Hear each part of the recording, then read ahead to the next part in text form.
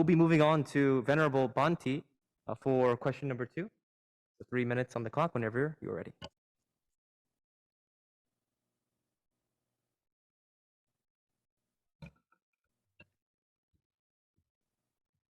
So, first of all, dear panelists and Jonathan and dear participants, brothers and sisters. So, first of all, I would like to thank all the volunteers of WLPL because I was so moved. So some of them are in my own age, and I was so moved by their dedication to do this. That's why I'm staying with them and working with them. Uh, so I have seen their dedication, and wholeheartedly I want to thank them first of all, right? And then, without delaying, let me go to the uh, the question. I have question number 2. So it asks, so what are the reasons for the religious conflicts today, and how to come out of it according to your own scriptures? So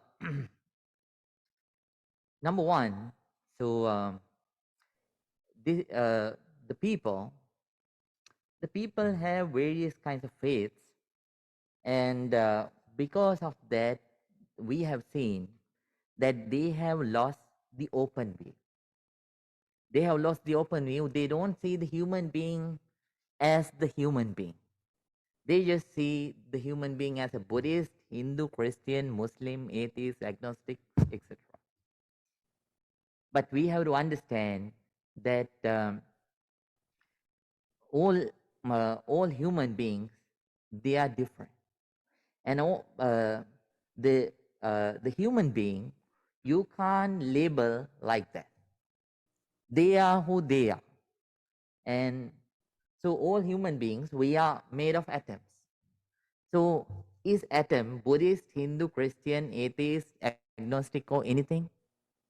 No. Atom is atom. This whole body, top to bottom to atom. Then after that, the thoughts. We have various kinds of thoughts. We have anger, we have happiness, we have grief, we have various kinds of thoughts. Is happiness Buddhist? Is happiness Hindu? Is happiness Christian? Is happiness Muslim? Is happiness atheist or agnostic? No. So we have lost this. We have lost the ability to see the beings as they really are. And at the same time, uh, people have started to believe their own scriptures. So beyond the common sense, they they don't understand the religious scriptures in the right manner.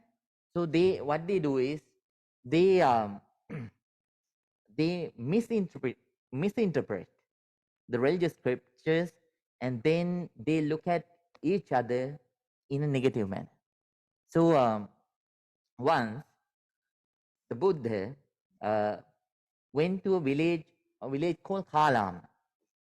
So in this Kalam village, uh, the people, this village situated in a border of two countries called Kasi and Magadha. So the religious teachers their duty was to check the people who are wandering from this country to that country and that country to this country, because those days they didn't have visa. So, so somehow they were religious teachers. And those people had to listen to these religious teachers. And finally, what happened?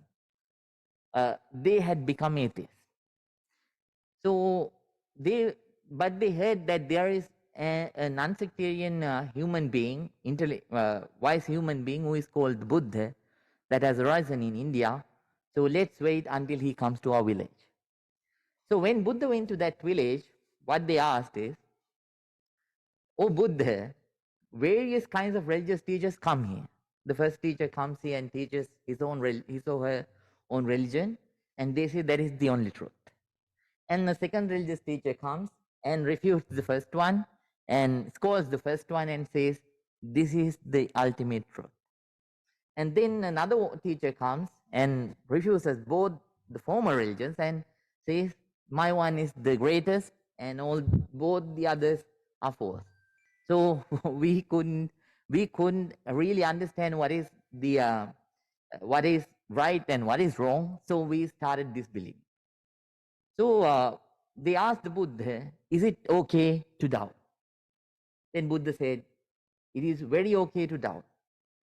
You should not just believe because some kind of a belief comes from because your parents, or it is from a religious scripture, or it is from the tradition, or such kind of thing. So you should use your common sense, and you have to understand this is right and this is wrong. So, and this, if I do this, this is harmful for the others, harmful for me. So I should not do this. This is good for the others. This is good for me. So I should do this. So like that, we have to understand. So what is right and what is wrong. So beyond the colored glasses. So since we have started to see things with a colored view, there are so many conflicts, so many conflicts. The other thing, so there are several solutions that we can understand according to Buddhist, that we can practice according to Buddhist perspective. First one is loving kindness. So not only you let go your labels, stand as a human being, you should spread loving kindness towards the other people. You should accept the other people as they really are, not the appearance but the soul. And you should spread loving kindness towards them. So that is number one, because Buddha says, Nahi verena verani, by hatred. So hating to the hatred cannot solve anything. Only by spreading love against the hatred can win everything. So this is the eternal law. This law was efficient and successful in the past. It is efficient and successful in the present. It will be efficient and successful in the future to create peace. So we instead don't think. So instead of discriminating and categorizing people by their looks and beliefs, we have to see the people as they really are, the soul. And then you should spread loving kindness. That is one solution that you can make peace in the world. Number two, understanding the impermanence. That is also very important. So understanding the impermanence means, so uh, so all beings are changing. Body is changing, mind is changing. So Berkeley University in 80s, they built the instrument called bubble chamber.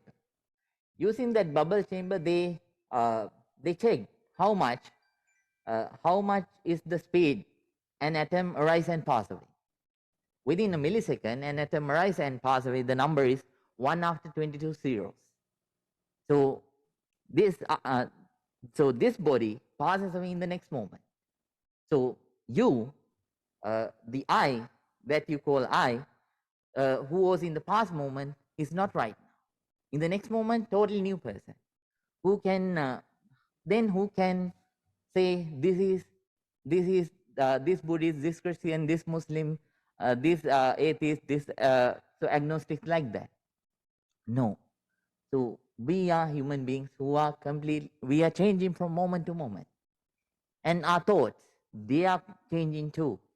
The mind that we have right now, it was not in the past moment. This mind won't last for the next moment. It, according to Buddha, it arises and passes away more faster than the body. So understanding this nature of impermanence, we have to understand there is nothing that we can hold as I, my mind. So we can let go of that wrong notion, and then understanding the impermanence, we can create peace. And At the same time, mindfulness, as Bhante said, mindfulness is also important. So even though you understand these things, if you don't, if you don't, if you are not mindful about these factors throughout the life, then again you won't be able to, uh, live with that understanding. So we have to practice mindfulness too. These are the solutions. So loving kindness and understanding of impermanence, and then mindfulness, and these kinds of things. Accepting everybody with an open view, these things can create world peace. Thank you so much. Thank you so much, Venerable Bhante, for your answers, and thank you for wrapping up each part of it so that we could very easily follow along. I think those 3 points were very helpful to understand.